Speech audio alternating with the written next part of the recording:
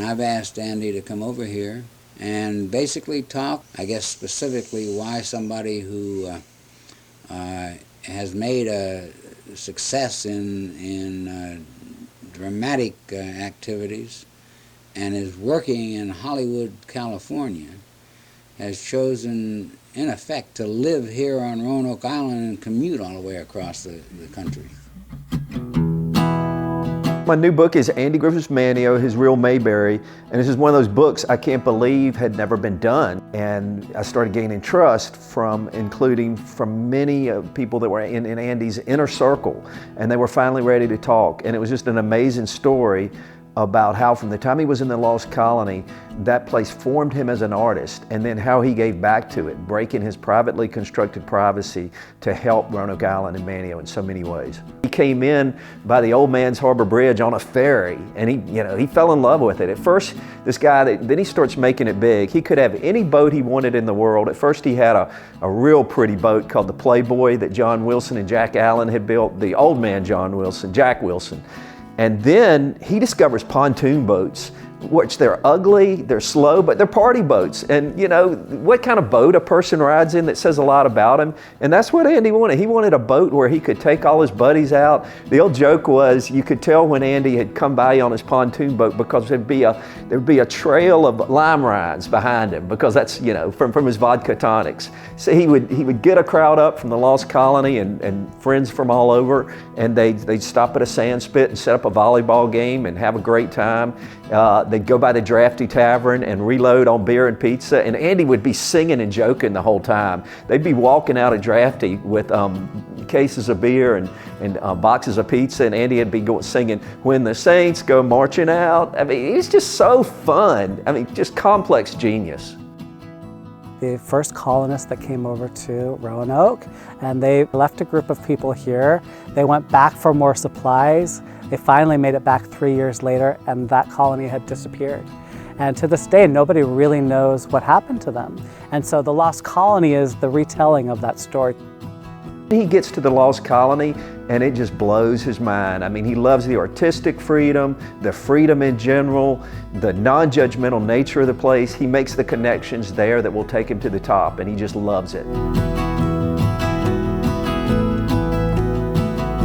Roanoke Island and Manteo aren't just going to let you in from the start. The old-timers have a thing they call newcomers wash-ins, and only few wash-ins are really accepted. Acock Brown was one, and Andy was one. He was their court jester, and he was accepted early on and beloved. One thing Andy loved about Manteo is he could walk around and not be bombarded by people.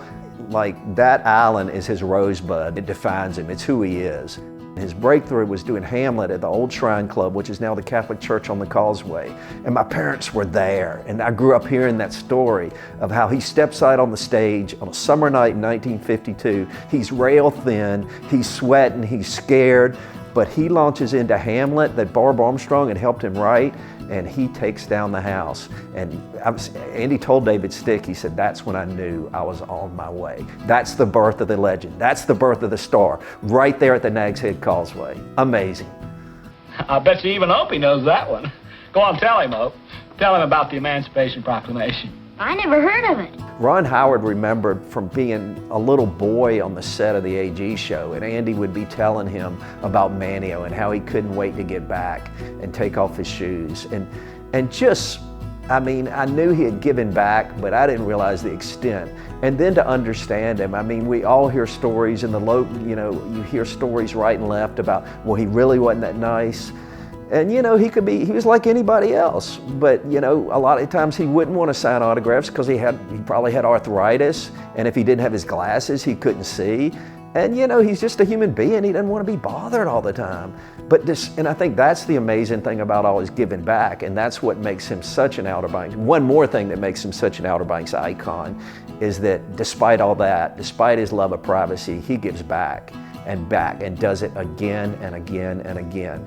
And just the other thing is just, he embodies the magic of Dare County, which has always been about, you can reinvent yourself. It's the Gatsby world. You can be whoever you want to be, and you can rise from there and be a star. He did it, and he inspires people to this day.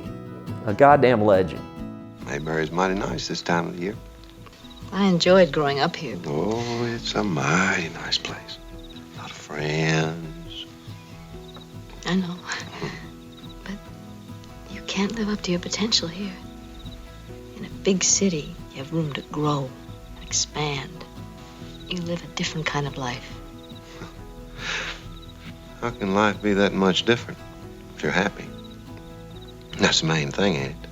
I mean, that's the goal that every individual as a person is shooting for, ain't it? It's kind of the prize of the game. To be happy.